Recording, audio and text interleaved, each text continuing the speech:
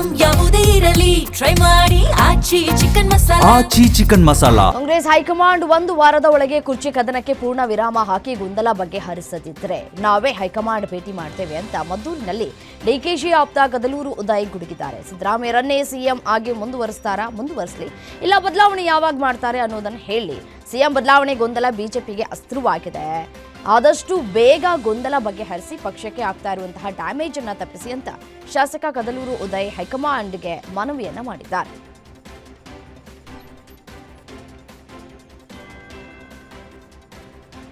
ನಾಯಕತ್ವ ಬದಲಾವಣೆ ಗೊಂದಲದ ನಡುವೆ ಸಚಿವ ಪ್ರಿಯಾಂಕ್ ಖರ್ಗೆ ಸಿಎಂ ಸಿದ್ದರಾಮಯ್ಯ ಅವರನ್ನ ಭೇಟಿ ಮಾಡಿ ಸುಮಾರು 20 ನಿಮಿಷಗಳ ಕಾಲ ಚರ್ಚೆ ನಡೆಸಿದ್ದಾರೆ.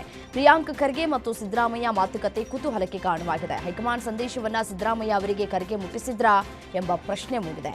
ಸಚಿವ ಸಂಪುಟ ಪುನರ್ರಚನೆಗೆ ಶಾಸಕರು ಪತ್ರ ಬರೆದ ಬೆನ್ನಲ್ಲೇ ಅಲರ್ಟ್ ಆಗಿರುವ ರಾಹುಲ್ ಗಾಂಧಿ ಗೊಂದಲ ತೆರೆ ಎಳೆಯುವುದಕ್ಕೆ ಸೂಚನೆಯನ್ನ ನೀಡಿದ್ದಾರಾ ಅನ್ನೋದು ಕುತೂಹಲವನ್ನು ಮೂಡಿಸ್ತಾ ಇದೆ. ಹಿಂದೂ ಫೈರ್ ಬ್ರ್ಯಾಂಡ್ ವಿಜಯಪುರದ ಶಾಸಕ ಬಸನಗೌಡ ಪಾಟೀಲ್ ಯತ್ನಾಳ್ ವಿರುದ್ಧ ಮತ್ತೊಂದು ಎಫ್ಐಆರ್ ದಾಖಲಾಗಿದೆ. ಯಾದಗಿರಿಯ ಗುರುಮಠಕಲ್ನಲ್ಲಿ ನಡೆದಿದ್ದಂತಹ ಶಿವಾಜಿ ಜಯಂತಿ ಉತ್ಸವದ ಶೋಭಾಯಾತ್ರೆಯಲ್ಲಿ ಗಾಂಧೀಜಿ ಭಾರತದ ರಾಷ್ಟ್ರಪಿತನಲ್ಲ, ಪಾಕಿಸ್ತಾನದ ರಾಷ್ಟ್ರಪಿತ, ನೆಹರು ಪಾಕಿಸ್ತಾನದ ಪ್ರಧಾನಿ ಅಂತ ವಿವಾದಾತ್ಮಕ ಭಾಷಣ ಮಾಡಿದ್ದಕ್ಕೆ ಯತ್ನಾಳ್ ವಿರುದ್ಧ ಗುರುಮಠಕಲ್ ಠಾಣೆಯಲ್ಲಿ ಕೇಸ್ ದಾಖಲಾಗಿದೆ.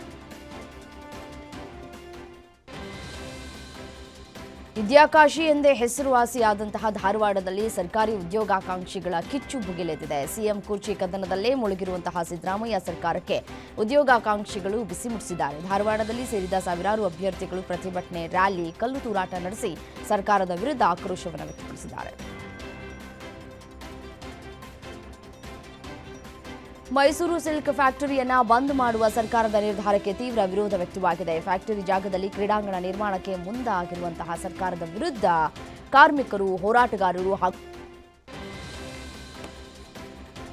ಬೆಂಗಳೂರಿನ ಸರ್ಜಾಪುರದಲ್ಲಿರುವ ಅಜೀಮ್ ಪ್ರೇಮ್ಜಿ ವಿಶ್ವವಿದ್ಯಾಲಯದ ವಿರುದ್ಧ ಅಖಿಲ ಭಾರತ ವಿದ್ಯಾರ್ಥಿ ಪರಿಷತ್ ಎಬಿವಿಪಿ ಪ್ರತಿಭಟನೆ ನಡೆಯಿತು.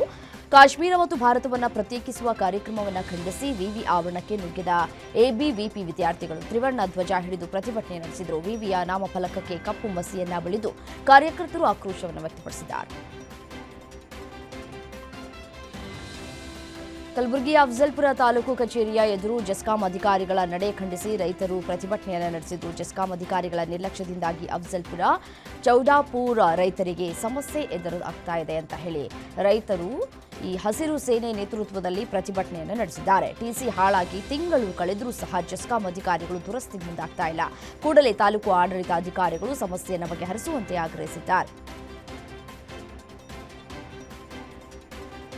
ನಾಳೆ ಬಾಗಲಕೋಟೆಯಲ್ಲಿ ಹಿಂದೂ ಸಂಘಟನೆಗಳಿಂದ ಬೃಹತ್ ಪ್ರತಿಭಟನೆಗೆ ನಿರ್ಧಾರ ಆದಂತಹ ಹಿನ್ನೆಲೆ ಫೆಬ್ರವರಿ 28ರವರೆಗೆ ಜಿಲ್ಲಾಡಳಿತ ನಿಷೇಧಾಜ್ಞೆಯನ್ನು ಮುಂದುವರೆಸಿದೆ. ಶಿವಾಜಿ ಮೂರ್ತಿ ಮೆರವಣಿಗೆ ವೇಳೆ ಕಲ್ಲು ತೂರಾಟದ ಪ್ರತಿಯಾಗಿ ಬಾಗಲಕೋಟೆ ಚಲೋ ಹೋರಾಟಕ್ಕೆ ಹಿಂದೂ ಸಂಘಟನೆಗಳು ಕರೆ ಕೊಟ್ಟಿದ್ವು. ಈ ಹಿನ್ನೆಲೆ ಜಿಲ್ಲೆಯ ಎಲ್ಲಾ ತಾಲೂಕುಗಳಲ್ಲಿ ಪ್ರತಿಭಟನೆ, ಸಭೆ, ಸಮಾವೇಶ ಮತ್ತು ನಗರಸಭೆ, ಪಟ್ಟಣ ಪಂಚಾಯಿತಿ, ಗ್ರಾಮ ಪಂಚಾಯಿತಿಗಳಲ್ಲಿ ಧ್ವನಿವರ್ಧಕ ಮೂಲಕ ಪೊಲೀಸ್ ಇಲಾಖೆ ನಿಷೇಧಾಜ್ಞೆ ಉಲ್ಲಂಘಿಸಿದರೆ ಕಠಿಣ ಕ್ರಮವನ್ನು ತೆಗೆದುಕೊಳ್ತೀವಿ ಎನ್ನುವಂತಹ ಎಚ್ಚರಿಕೆಯನ್ನು ಕೊಟ್ಟಿದೆ.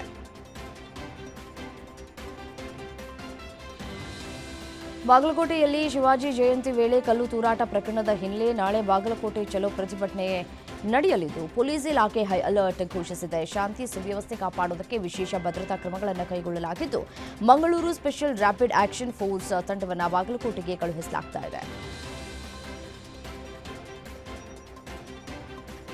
ನನ್ನ ಹೆಂಡತಿಯನ್ನ ವೈದ್ಯರು ಸಾಯಿಸಿಬಿಟ್ರು ಅಂತ ಗಂಡ ಕಣ್ಣೀರನ್ನ ಹಾಕಿ ಆರೋಪಿಸಿದ ಘಟನೆ ಹಾಸನದ ಹಿಮ್ಸ್ನಲ್ಲಿ ನಡೆದಿದೆ. ಶನಿವಾರ ಹೆರಿಗೆಗೆ ಅಂತ ಹೇಳಿ ಆಸ್ಪತ್ರೆಗೆ ದಾಖಲಾಗಿದ್ದಂತಹ ಹನುಮನಹಳ್ಳಿ ಗ್ರಾಮದ ಶ್ರುತಿ ನಿನ್ನೆ ಹೆಣ್ಣು ಮಗು ಜನಿಸಿದ ನಂತರ ಸಾವನ್ನಪ್ಪಿದ್ದಾರೆ. ವೈದ್ಯರ ನಿರ್ಲಕ್ಷ್ಯವೇ ಹೆಂಡತಿ ಸಾವಿಗೆ ಕಾರಣ ಅಂತ ಹೇಳಿ ಮೃತ ಬಾಣಂತಿ ಪತಿ ಪುನೀತ್ ಆಸ್ಪತ್ರೆ ಮುಂದೆ ಕಣ್ಣೀರನ್ನ ಇಟ್ಟು ಆಕ್ರೋಶವನ್ನು ಹೊರಹಾಕಿದ್ದಾರೆ. ಬಾಣಂತಿ ಸಾವನ್ನಪ್ಪಿದ ಹಿನ್ನೆಲೆ 5 ವರ್ಷದ ಪುತ್ರ ಮತ್ತು ಹಸುಗೂಸು ಅಮ್ಮನಿಲ್ಲದೆ ತಬ್ಬಲಿಯಾಗಿದೆ.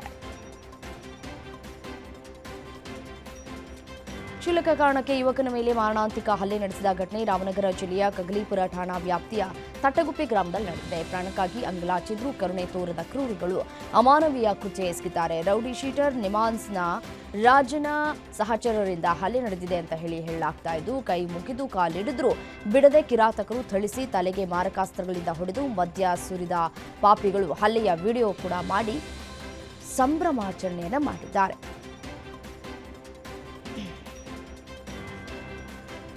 ಕ್ಯಾಂಟರ್ ಮತ್ತು ಟಾಟಾ ಏಸ್ ನಡುವೆ ಭೀಕರ ಅಪಘಾತ ಸಂಭವಿಸಿ 9 ಮಂದಿ ಕೂಲಿ ಕಾರ್ಮಿಕರಿಗೆ ಗಂಭೀರವಾಗಿ ಗಾಯವಾಗಿರುವಂತಹ ಘಟನೆ ಚಿಕ್ಕಬಳ್ಳಾಪುರ ತಾಲೂಕಿನ ನಾಯನಹಳ್ಳಿ ಗೇಟ್ ಬಳಿ ನಡೆದಿದೆ.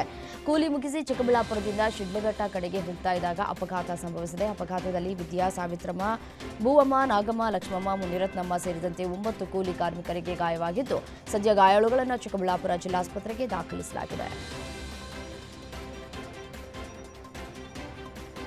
ದೇವರು ಬಂದಂತೆ ನಾಟಕವಾಡಿದ ಗ್ರಾಮಸ್ಥನೊಬ್ಬ ದಲಿತ ನವದಂಪತಿಯನ್ನ ದೇವಾಲಯದಿಂದ ಹೊರಗೆ ಕಳಿಸಿದ್ದಾನೆ. ತುಮಕೂರು ಜಿಲ್ಲೆಯ ತುರುವೇಕೆರೆ ತಾಲೂಕಿನ ಅರಸಮ್ಮ ದೇವಾಲಯದಲ್ಲಿ ನಡೆದ ಘಟನೆ ವಿಡಿಯೋ ವೈರಲ್ ಆಗ್ತಾ ಇರುವ ಹಿನ್ನೆಲೆ ತಹಶೀಲ್ದಾರ್ ಮಧ್ಯ ಪ್ರವೇಶಿಸಿ ಬಳಿಕ ಗೋಣಿ ತುಮಕೂರು ಗ್ರಾಮದಲ್ಲಿ ಆಯೋಜಿಸಿದ ಶಾಂತಿ ಸಭೆ ಯಶಸ್ವಿಯಾಗಿದೆ. ಬಸವಣ್ಣನವರ ತತ್ವವನ್ನು ಪಾಲಿಸಿ ಸೌಹಾರ್ದತೆಯಿಂದ ಇರುವಂತೆ ಗ್ರಾಮಸ್ಥರಿಗೆ ತಹಶೀಲ್ದಾರ್ ಸಲಹೆಯನ್ನು ನೀಡಿದ್ದಾರೆ.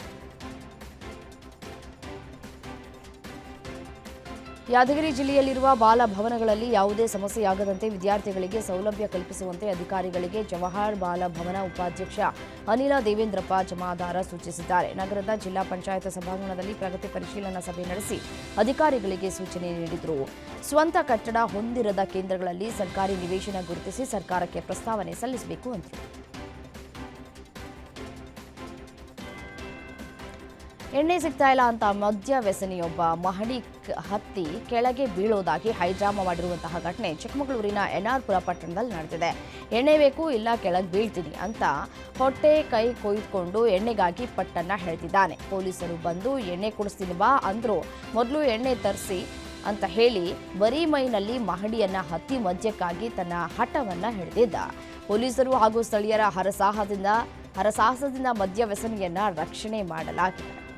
ನಿಮ್ಮೂರಿನಿಂದ ವಿಶ್ವ ಮಟ್ಟದವರೆಗೆ ರಾಜಕೀಯ, ಸಿನಿಮಾ, ಸ್ಪೋರ್ಟ್ಸ್ ಯಾವ ಸುದ್ದಿಯೂ ಮಿಸ್ ಆಗಲ್ಲ. ಬರೀ ಸುದ್ದಿಯಷ್ಟೇ ಅಲ್ಲ, ಜೊತೆಯಲ್ಲೇ ಇರುತ್ತೆ ವಿಶ್ಲೇಷಣೆ. ಗ್ಯಾರಂಟಿ ನ್ಯೂಸ್ನ ಸಬ್ಸ್ಕ್ರೈಬ್ ಮಾಡಿ, ಫಾಲೋ ಮಾಡಿ, ಕ್ಷಣ ಕ್ಷಣದ ಅಪ್ಡೇಟ್ಸ್ ಪಡೆಯಿರಿ.